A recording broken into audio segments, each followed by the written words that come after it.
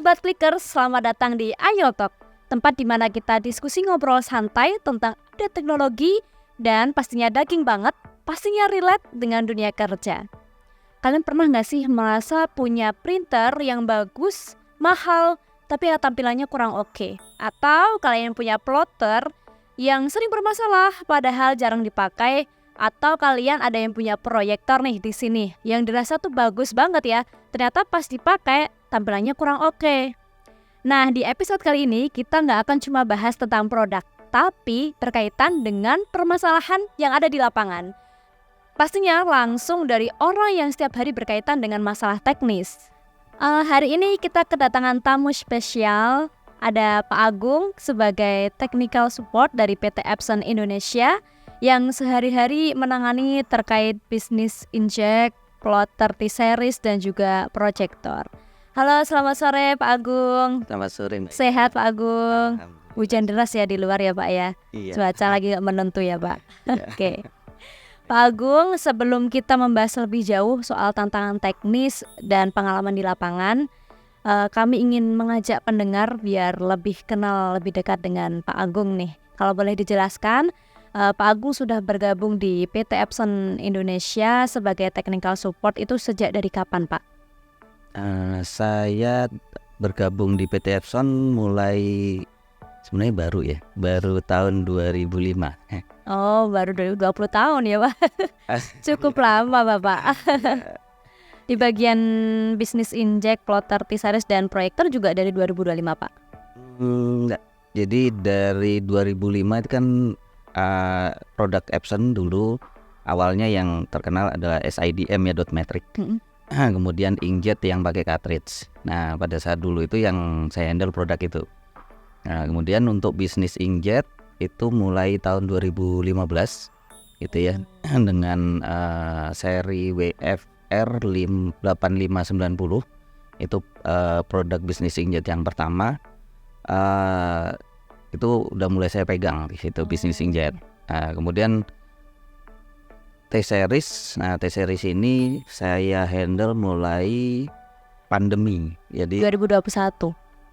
kurang lebih 2020. Oh, malah 2020. Iya, jadi pada saat awal itu dia produk T-series itu kan produk yang besar ya, produk yang lebar, itu masuk ke divisi plotter gitu. Cuman pada tahun 2020 itu pindah ke departemen bisnis inkjet. Nah, jadi secara technical maupun research dulu saya yang pegang. Oke, jadi satu ya Pak. Ada dua keahlian tapi jadiin satu gitu di divisi itu. Ya, pada saat itu. Nah, sekarang udah mulai dipisah lagi. Researchnya udah nggak saya pegang, saya pegang after sales saja. Oke. Nah, untuk proyektor ya. Nah, untuk proyektor ini baru 1 atau 2 tahun ini aja. Oh, berarti baru-baru ya Pak? Baru. Yang lama sekitar 10 tahunan tadi berarti yang plotter sama inject? Iya. Oh, oke. Tapi udah cukup menguasai banyak ya Pak, karena udah 10 tahun di Epson. Ya, untuk yang lain. Oke, baik Bapak. Nah, karena Bapak sebagai technical support di sini ya Pak ya, masalah yang paling sering nih Pak, masuk ke pertanyaan pertama yang pendengar di sini ingin tahu Pak, masalah paling sering apa sih yang sering ditemui di bisnis inject, kemudian plotter dan juga proyektor Pak? Untuk printer inkjet ini kan menggunakan tinta ya. Jadi kendala yang paling sering adalah ya hasil cetak gitu ya, karena printer untuk mencetak. Dan hasil cetaknya itu karena menggunakan tinta biasanya bergaris. Gitu. Bergarisnya ini penyebabnya macam-macam. Jadi yang umum itu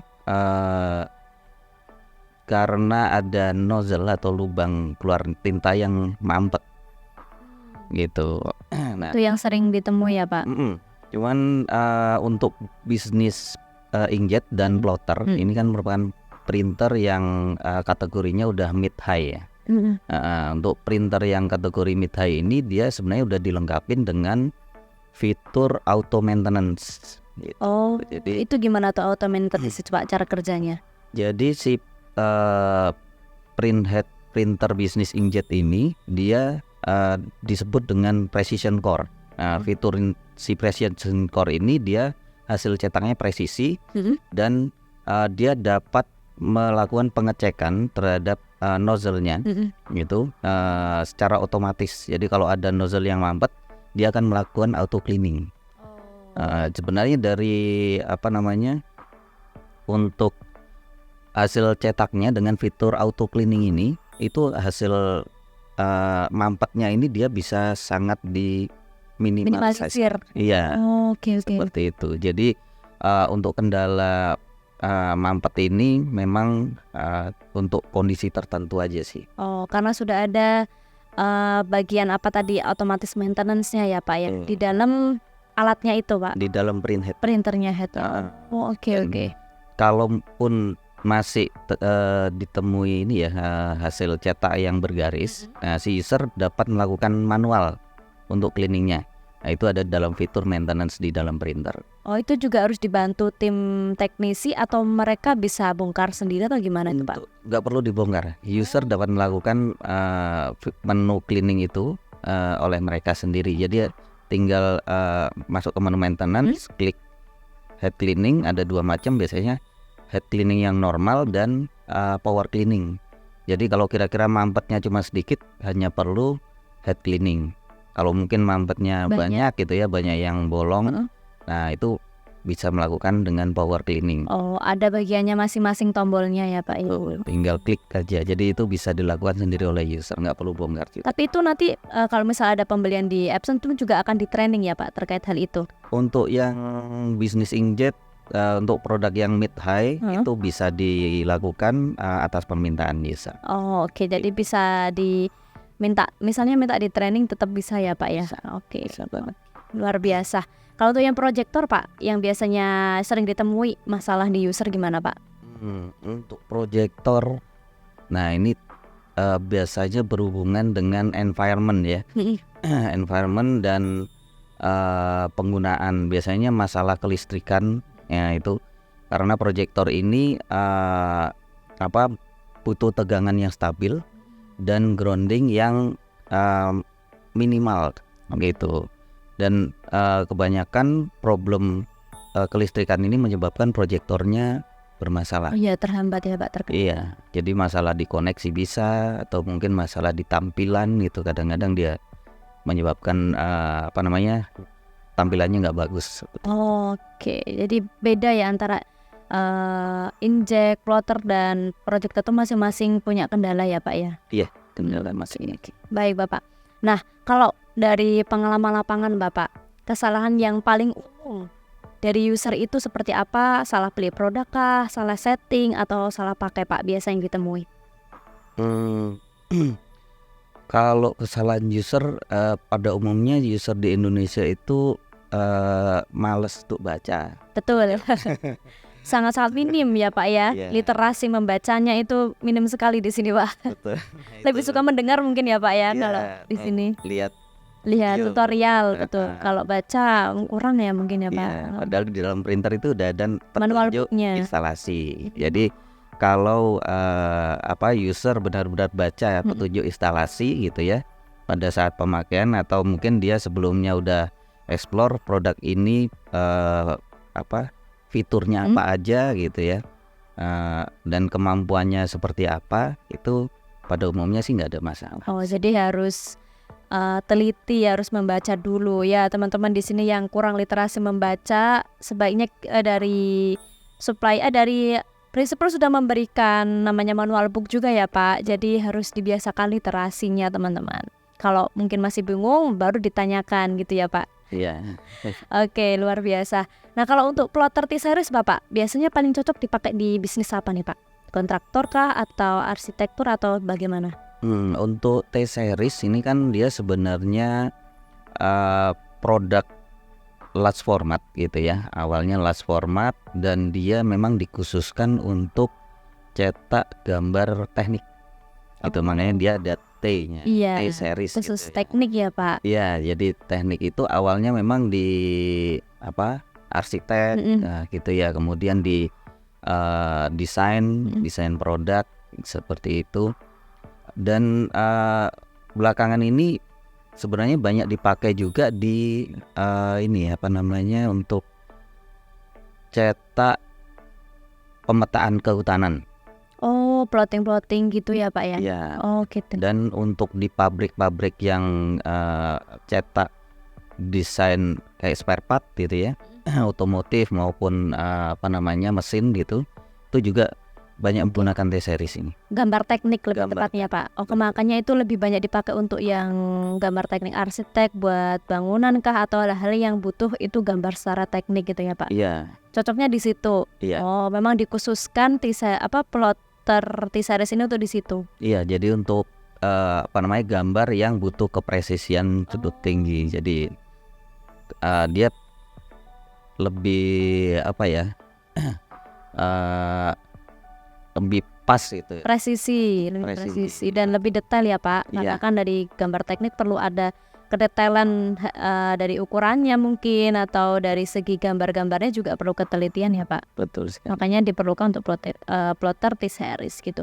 Kalau soal proyektor Pak, hal teknis apa yang biasanya diremehkan sama user tapi efeknya itu besar buat hasil tampilan? Oke. Kalau untuk proyektor ya, di sini masing-masing tipe proyektor itu punya spesifikasi sendiri-sendiri gitu ya. Jadi ada yang untuk home, ada yang untuk bisnis gitu ya, ada yang untuk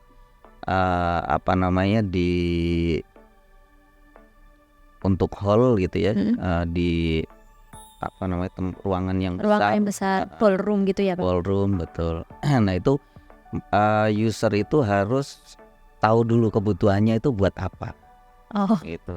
Jadi jangan asal beli ya Pak ya. Betul. Takutnya kita beli harusnya buat bisnis ternyata dipakai di ballroom. Itu kurang tepat juga ya Pak. Betul ya. Jadi untuk ballroom kan biasanya butuh tingkat kecerahan cahaya yang cukup tinggi. Lebih tinggi dibanding yang bisnis ya Pak. Bisnis. Kalau di ruang meeting yang segini nih Pak, ukurannya kurang lebih itu ya harus sesuaikan dengan proyektor untuk ruang yang kecil atau yang besar, itu memang ada kategorinya Pak. Betul Mbak. Dan juga pemasangannya itu harus sesuai. Itu kebanyakan user itu asumsinya proyektor itu ya dia butuh tampilan ukurannya berapa kali berapa gitu ya. Dia harus juga lihat kemampuan proyektornya ini bisa sampai segitu atau enggak. Oh, jadi jangan dipaksakan ya Pak. Iya. Kadang tuh memang banyak user juga nih, yang penting aku beli budgetnya segini. Betul. Tapi dipasangin di ballroom Pak. Nah, jadi itu banyak kejadian tuh Pak. Iya. Nah itu memang harus ada edukasi sebelumnya sih Pak ya. Iya. Harus sesuai dengan kebutuhan dari user. Iya. Dan ada hitung-hitungannya juga sebelum beli sebenarnya. Kita ada kalkulator untuk ngitung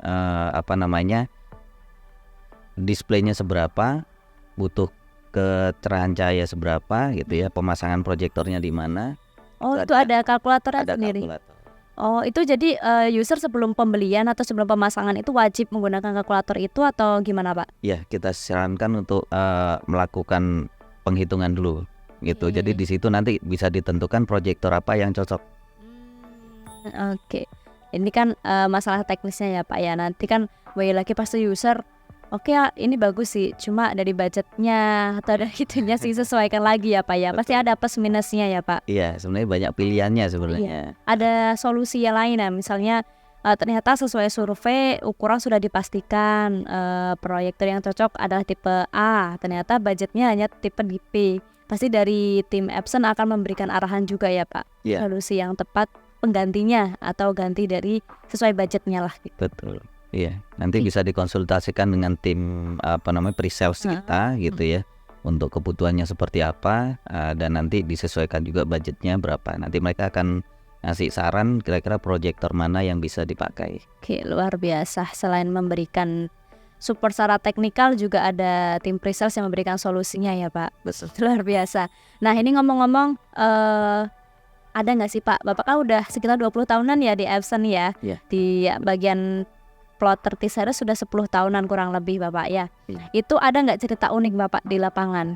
Misalnya unit dianggap rusak nih sama user, ternyata pada kenyataannya cuma nggak dicolokin aja atau nggak di on offin gitu Pak. Ya kalau itu banyak. Cerita yang paling unik apa nih Pak? Boleh di-sharing sama pendengar-pendengar di sini. Iya, jadi kalau di Indonesia itu usernya emang macam-macam ya. Jadi dan kreatif Iya, menurut betul. saya ya. bahkan terlalu kreatif. Gimana Pak yang terlalu kreatif itu? Ya, jadi orang Indonesia, user Indonesia itu banyak kan main sosmed ya, gitu ya. Jadi mereka kalau printernya problem itu mereka akan curhat dulu di sosmed gitu.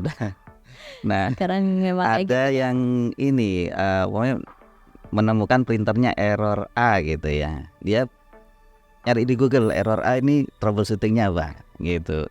Atau kadang nanya AI gitu ya. benar Ini Pak. troubleshootingnya seperti apa. Nah, dari Google itu biasanya dia ngarahin ke link video Betul. atau YouTube gitu ya.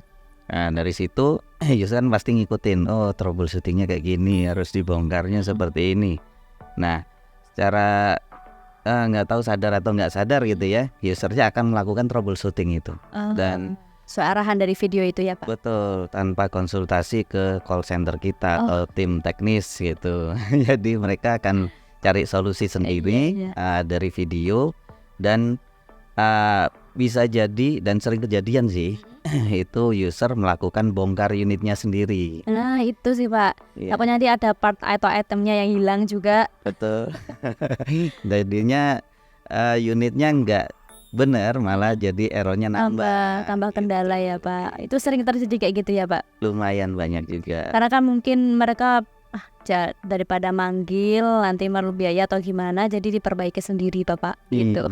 Hemat sih, cuman tapi kalau nggak bener jadinya malah nambah rusak dan garansinya bisa hangus. Oh gitu, itu bisa menghanguskan garansi atau? Iya, garansinya hangus kalau unitnya dibongkar oleh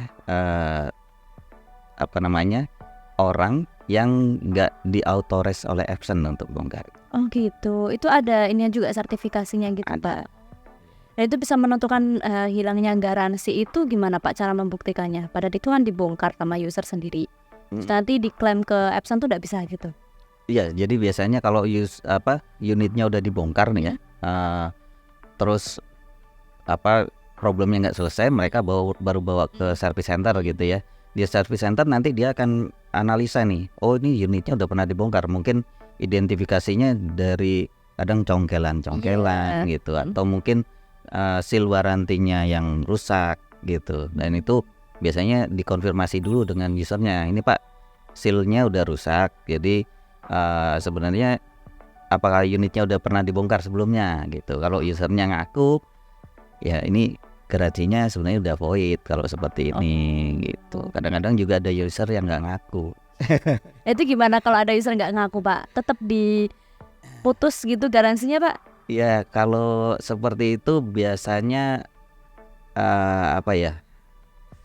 akan dieskalasikan dulu. Oh akan dieskalasi dulu ya, sama service center juga. Iya. Dan nanti dari pusat yang akan melakukan verifikasi gitu ya, kira-kira unitnya akan dilanjutkan sebagai garansi atau memang akan di void kan. Oke.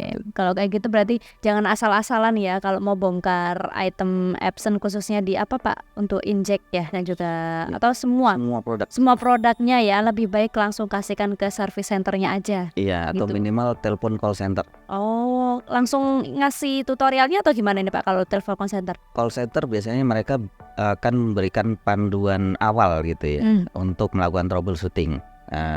Kalau memang troubleshootingnya nggak menyelesaikan masalah, biasanya mereka akan ngasih saran untuk dibawa ke tempat servis terdekat. Oh oke, berarti ada runtutannya ya. Jadi nggak asal dicopot dipasang sendiri. Jadi nanti malah rugi ya. Iya. Jadi sendiri gitu. Ruginya double. Oke. Jangan ya teman-teman ya, kalau ada call center, ada service center, mending langsung aja ke yang sudah tersertifikasi ya Pak, daripada rusak sendiri ya Pak. Iya. Nah kalau dari segi tadi kan ada kerusakan nih Pak, atau mungkin secara user buat servis sendiri atau bongkar sendiri lah. Kalau dari sisi perawatannya nih Pak, tips utama biar user itu bisa merawat sendiri dari produk-produk Epson itu. Oke, untuk tips simple printer inkjet ya. Untuk printer inkjet itu kan dia consumable-nya adalah cairan gitu ya. Jadi cairan ini kalau dibiarkan lama dia akan mengering. Nah, jadi si printer ini supaya hasil cetaknya tetap maksimal gitu ya, tetap bagus, minimal 2 atau 3 hari sekali itu dipakai. Oh, jangan didiamkan aja. Oke. Dan sebaiknya dinyalakan gitu. Harus di on kan terus ya Pak. Minimal 3 hari atau maksimal 3 hari Pak? Minimal 3 hari. 2 atau 3 hari sekali. Oh, harus Gitu. harus dipakai terus gitu. Iya, jadi printer ini kalau dinyalakan dia ada fitur auto maintenance itu. Jadi dia akan menjaga si printhead supaya tetap basah gitu ya. Dan tintanya nggak kering. Oh, itu keringnya ada jangka waktunya, kalau nggak dipakai berapa hari mengering sendiri gitu Pak? Iya. Oh, oke. Terutama kalau mungkin cuacanya panas kayak gitu, itu biasanya cepet kering. Berarti harus ke perawatan printernya harus sering diaktifkan, harus sering dipakai. Iya. Tips lain mungkin Pak, selain dinyalakan terus. Iya. Harus dijaga kebersihan lingkungan. Nah itu biasanya kalau printer ditaruh di gudang itu kan kadang juga ada kotornya, kemudian yang penting ya masih keluar tintanya oke aja, tapi di sisi lain pasti ada kerusakan yang kita nggak tahu sih Pak, kayak gitu banyak Ya, terjadi. jadi kebanyakan user tuh kalau mungkin aktivitas terutama makan nih ya, makan deket printer gitu ya, kadang naruh kotoran setelah makan itu di dekat printer. Nah itu kan ngundang hewan, Ada semut biasanya. semut, tikus, kecoa, cicak. Nah itu yang bikin musuhnya printer itu. Ya karena kalau semut sekecil apapun tuh kalau masuk ke printer sangat ini ya Pak, riskan Iya, tuh unit di dalam printernya itu ya Pak. betul. Oke, jadi itu tips penting ya mungkin dari teman-teman yang punya printer Epson di rumah atau di kantor kalian ya, setidaknya dirawat sendiri ya dengan cara yang tadi disampaikan sama Pak Agung gitu. Nah kalau dari sisi user nih Pak, kembali lagi, kalau user masih bingung mau beli produk yang mana, misalnya yang ke printer lah mau beli, contohnya dia di kantor dia tapi masih bingung mau beli yang seperti apa, hal yang harus user tahu pertama sebelum memilih produk itu apa Pak? Kalau di kantor ya, user harus tahu kebutuhan cetaknya berapa banyak. Dalam sehari? Ya, sehari atau sebulan. Oh, sekali 1 bulan juga perlu diperhitungkan untuk Iya. itu Pak. Jadi kita ada beberapa tipe printer itu yang print volumenya rendah, itu biasanya yang dipakai untuk home ya di rumah. Iya betul. Ada yang mid gitu ya, jadi untuk pemakaian user yang nggak terlalu banyak. Ada yang memang printingnya user itu banyak sekali gitu, dalam sebulan bisa di atas 1.000 atau kadang bisa sampai 10.000 cetak per bulan. Kayaknya percetakan itu selalu sih Pak. Ya kalau kantor tuh biasanya satu printer itu dipakai rame-rame. Iya betul Pak. Di sini juga sering satu printer buat, apalagi kalau akhir tahun Pak, itu Iya. sering banget kita ngeprint tuh, bahkan harus aktif setiap menit tuh keluar kertas tuh setiap jam tuh banyak Pak pasti. Iya, nah itu kebutuhannya harus tahu berapa.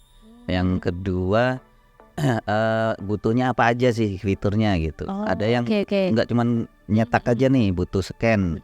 Itu ada yang butuh fax, itu ada yang saya pengen scan tapi nyimpennya nggak di di komputer, saya mungkin nyimpennya di cloud gitu.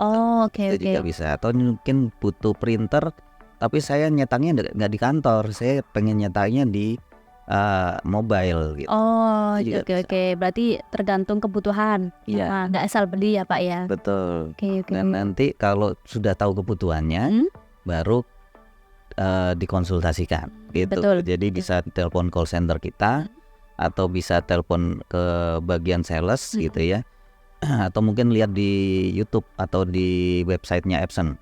Kira-kira Oke. printer yang yang sesuai dengan kebutuhan ya, spesifikasinya seperti apa. Oke. Nah di situ kita di website ada brosur gitu ya, di YouTube juga ada banyak review-review ya mengenai produknya Epson. Kalau masih ragu-ragu juga gitu ya, nanti bisa menghubungi tim sales kita untuk didemokan itu juga. Oh, jadi ada demo unitnya dulu sebelum beli ya Pak ya. Betul. Jadi kira-kira kalau pakai unitnya itu udah cocok atau belum, itu bisa di Luar biasa. tes gitu. Dan itu juga free dari Epson ya Pak. Oke, luar biasa. Jadi ada after sales yang bagus gitu ya Pak. Ada demo unitnya, kemudian nanti kalau ada kerusakan langsung ke call center, service center gitu ya. Iya. Oke, baik. Berarti itu beberapa tips. Ada lagi Pak tipsnya yang mungkin mau disampaikan ke pendengar? Itu aja. Oke, cukup berarti sekitar 2 tips ya, yaitu tips utama ya Pak sebelum ke hal-hal yang lain, Iya, kayak budgeting atau mungkin cara trainingnya dan lain sebagainya. Iya, Oke, sebelum memilih produk ya harus tahu kebutuhan. Oke, siap Bapak. Nah, selanjutnya nih Bapak. Menurut Bapak sebagai technical support, ke depan tantangan user itu lebih ke teknologinya atau cara pemakaiannya Pak? kalau menurut saya harus kreatif ya user itu. Karena percuma punya produk dengan fitur yang banyak gitu ya, kalau usernya nggak tahu nih mau pakai buat apa gitu. Betul. Itu Iya. sangat banyak yang terjadi Pak, kayak gitu Pak. Iya, Yang penting kita lebih canggih tapi nggak bisa pakainya. Iya, jadi kalau untuk fitur kita pasti akan mengikuti permintaan pasar gitu ya. Kira-kira kebutuhannya untuk apa gitu ya. Dan fiturnya sebenarnya untuk printer, proyektor, yang printer kecil, printer besar itu sebenarnya udah lengkap gitu ya. Tinggal usernya mau dipakai buat apa ini gitu. Biar nggak salah pemakaian. Iya, jadi kadang seperti contohnya proyektor nih ya. Proyektor kalau buat nonton aja gitu ya, sebenarnya banyak fitur yang nganggur gitu. Iya, Iya, sayang ya Pak ya, nggak dimanfaatin fitur yang lainnya. gitu. Padahal si proyektor ini fungsinya banyak gitu. Nggak Oke. cuma buat itu aja. Jadi lebih ke harus make sense ya Pak ya, dari teknologi sama cara pemakaiannya. Iya. Jadi harus ada cocoknya, jadi nggak jimplang salah satu gitu ya Pak. Iya. Oke, betul. Jadi dari yang harus tata ke depannya itu lebih ke teknologi atau cara pemakaian, dua-duanya saling berkolaborasi. Iya. Oke, luar biasa Bapak. Jadi insight tadi terkait teknik support dari Epson mengenai produk printer, kemudian proyektor, banyak hal yang kita dapatkan Bapak. Nah, ini terkait kerjasama dengan AyoClick nih Pak. Kita kan udah jalin sudah cukup lama Bapak dengan PT Epson ini. Mungkin dari Pak Agung juga sudah tahu hal tersebut ya, sudah sering mendengar dari PT AyoClick, sudah kerjasama lama dengan PT Epson gitu. Nah, ada nggak saran atau masukan untuk kita ke depannya, harapannya kerjasama dengan AyoClick seperti apa Bapak dengan PT Epson? Iya. AyoClick sama Epson ini udah kerjasama lama ya. Iya, luar Jadi biasa. dari sales maupun after sales gitu. Jadi untuk penjualan maupun perbaikan juga udah cukup lama. Dan AyoClick ini udah sering mengikuti training technical. Oh iya. Iya, karena saya juga sebagai tim technical, kita setiap tahun ngadain training minimal 1 kali untuk technical. Itu dari tim AyoClick juga udah aktif mengikuti gitu ya. Dan mungkin sarannya ya, jadi buat temen-temen AyoClick jangan lelah gitu ya buat mensupport customer gitu ya. Jadi memberikan solusi gitu, karena kita juga teknologi itu terus berkembang. Iya betul, terus update ya Pak. Kebutuhan customer itu juga terus berkembang dan meningkat gitu ya. Kalau dulu seperti contohnya proyektor cuman buat nonton, sekarang udah buat macam-macam bisa itu. Nah ini juga kebutuhan dari user juga. Dan tim AyoClick itu juga harus belajar. Iya, upgrade ilmu ya Pak ya. Sering ngobrol juga dengan PT Epson. Kalau harapannya nih Bapak terkait dengan kerjasama Epson dan AyoClick, harapan dari Pak Agung sendiri pribadi gimana nih Pak? Harapannya gimana? Ya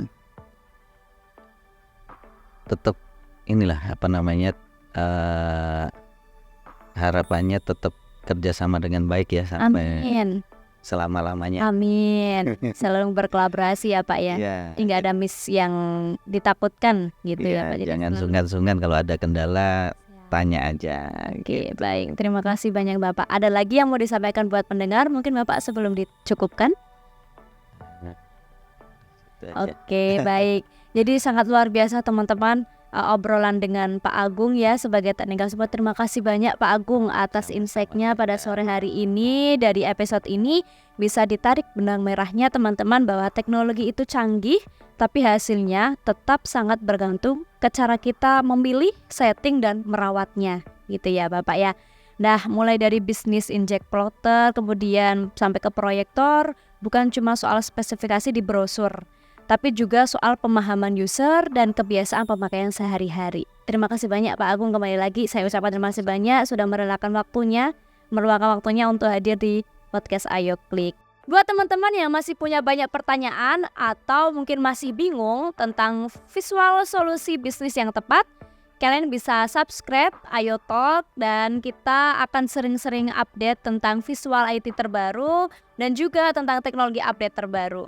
Kalau kalian suka dengan episode kali ini, jangan lupa di-share ya ke teman-teman, ke rekan kerja yang relate dengan proyektor, inkjet, plotter, bahkan dengan proyektor. Saya Indah, sampai bertemu di episode selanjutnya. Tetap produktif dan gunakan teknologi yang anti ribet, bukan yang bikin ribet. Terima kasih. Bye-bye Pak.